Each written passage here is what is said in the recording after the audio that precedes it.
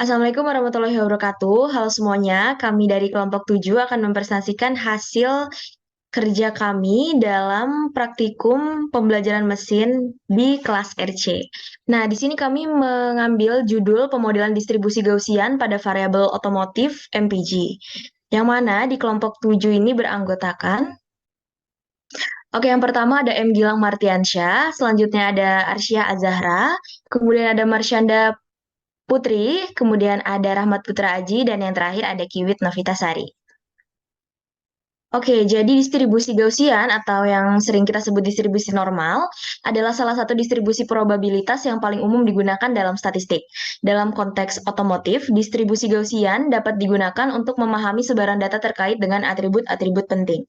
Nah, studi kasus ini akan fokus pada pemodelan distribusi Gaussian pada variabel-variabel otomotif yang terdapat dalam dataset berikut.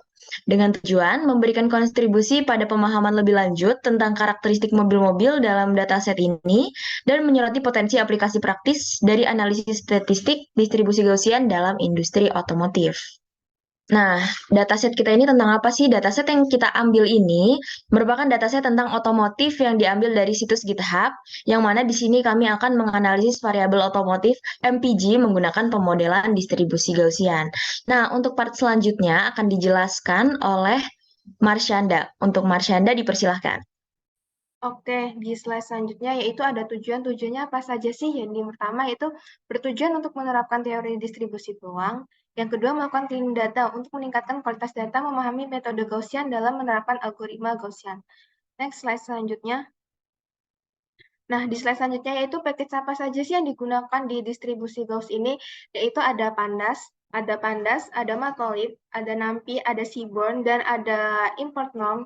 Yang kedua ada from scanner linear model import linear regression. Yang terakhir ada scanner model selection import train test split. Nah, dari masing-masing package ini mempunyai fungsi yang berbeda-beda. Yang pertama yaitu ada memanipulasi data tabular, yang kedua membuat visualisasi data, yang ketiga ada operasi numerik, yang selanjutnya yaitu ada visualisasi data statistik yang lebih menarik, dan yang selanjutnya ada lagi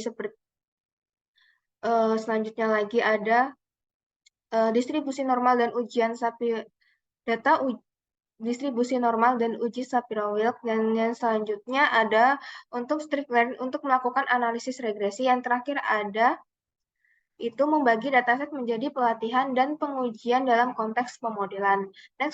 Next di slide selanjutnya akan dijelaskan oleh teman kami yang bernama Aji. Aset dan deskripsi dataset. Di sini kami menggunakan dataset entitas atau atribut mobil yang bisa dilihat pada layar sebelah kiri. Kemudian, tentang deskripsi data, kami menggunakan print atribut untuk menampilkan atribut yang ada pada dataset dan menggunakan entitas set untuk menampilkan jumlah data yang mana memiliki 12 kolom dan 32 baris. Kemudian, menggunakan describe untuk menampilkan nilai statistik yang bisa dilihat pada di mana pada baris pertama merupakan nilai jumlah data, kemudian mean, standar deviasi, nilai minimum, batas 1, 2, dan 3, dan nilai maksimum. Selanjutnya akan dijelaskan oleh Iwin. Baik, selanjutnya yaitu cleaning data dan verifikasi kualitas. Adapun tujuan dari cleaning data ini, yang dimana cleaning data dilakukan untuk memastikan integritas, kebersihan, dan akurasi data sebelum kita analisis, sehingga menghasilkan hasil yang lebih valid dan relevan. Namun, dikarenakan pada distribusi yang kita gunakan yaitu distribusi Gauss, sehingga kita tidak memakai adanya kolom yang tidak memiliki nilai numerik. Namun, untuk memastikan adanya data kita itu benar-benar bagus, maka kita akan melakukan data cleaning dan verifikasi kualitas. Sebelumnya, kita melakukan perhitungan menggunakan metode Gaussian untuk meningkatkan kualitas data dengan melakukan cleaning data. Adapun langkah-langkah pada cleaning data yaitu menampilkan informasi pada dataset, selanjutnya mengecek missing value atau adanya nilai yang kosong, mengecek ulang data, dan mengecek data duplikat apakah ada data yang berjumlah ganda, dan menghapus data duplikat apabila namun pada data MPG ini tidak ada data duplikat. dan mengecek data final, yang mana data finalnya ini tidak adanya nilai missing value dan tidak ada data duplikat. Hasil ini menunjukkan bahwa data yang kita gunakan dalam kondisi yang baik dari segi duplikasi. Selanjutnya akan dijelaskan oleh teman saya Gilang. Oke, setelah dijelaskan oleh akhirnya kita bisa Dan- ke tahap bisa memvisualisasikan dari distribusi Gauss dari dataset yang kita pilih. Nah, kenapa sih tadi disuruh cleaning data dulu? Tadi udah dijelaskan juga karena biar hasilnya lebih akurat, lebih tidak ada kesalahan dalam visualisasinya. Terus yang dibutuhkan itu ulang sebenarnya ada tambahan kalau misalkan di distribusi Gauss itu kita membutuhkan dari library NumPy itu buat operasi matematisnya. Kalau matplotlib-nya itu buat plot sederhananya, sedangkan kalau Seaborn itu buat visualisasi yang lebih bagusnya karena bisa melihat menampilkan kurva dan distribusi histogram yang lebih akurat. Terus untuk yang pertama tuh kita butuhin nge-ekstrak dulu kan kolom yang mana yang mau kita visualisasiin, mau dilihat distribusi Gauss normalnya.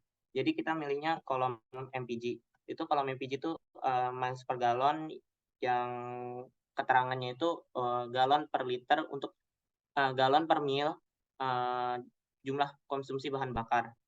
Terus kita untuk distribusi Gauss itu kita membutuhkan rata-rata dan standar deviasi dari statistika dasarnya. Terus ngelakuin uji normalitas yang tadi ada di library yang sudah jelaskan Mas Sanda tadi. Terus kita di plotnya itu tinggal kita ubah-ubah aja yang mau kita tuh mau ukuran gambarnya kayak gimana, terus warnanya kayak gimana, dan bentuknya mau kayak histogram atau mau bar plot atau mau gimana, tinggal diatur aja dengan kode yang tertera. Setelah udah selesai, kita bisa menambahkan legenda dari visualisasi distribusi Gauss tersebut. Tapi kita di sini tadinya pengen ngasih legenda min dan rata-ratanya itu di dalam kurva XY-nya, tapi kita mengalami error yang karena kita udah mencantumi legenda data dan legenda distribusi Gaussian yang menggunakan fungsi yang sama. Jadinya kita naruh legendanya dari luar kotak itu untuk nilai rata-rata yang kita dapat itu di 19,69 dan variansnya itu 34,84. Nah, kalau yang garis hitam ini itu distribusi dari MPG-nya. Kalau dari garis birunya ini distribusi dari datanya. Ini termasuk terdistribusi hampir normal.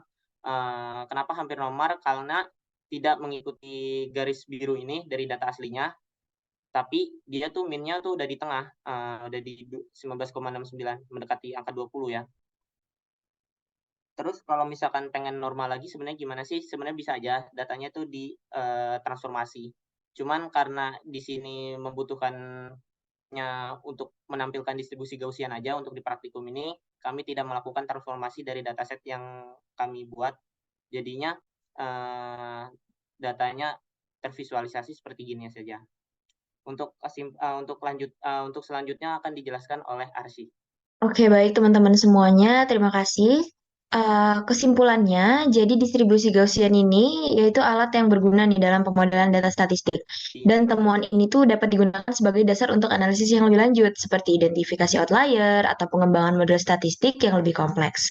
Nah, hasil analisis awal itu menunjukkan bahwa dataset MT-CARS kita ini bersih dari nilai kosong atau missing values dan tidak mengandung duplikat.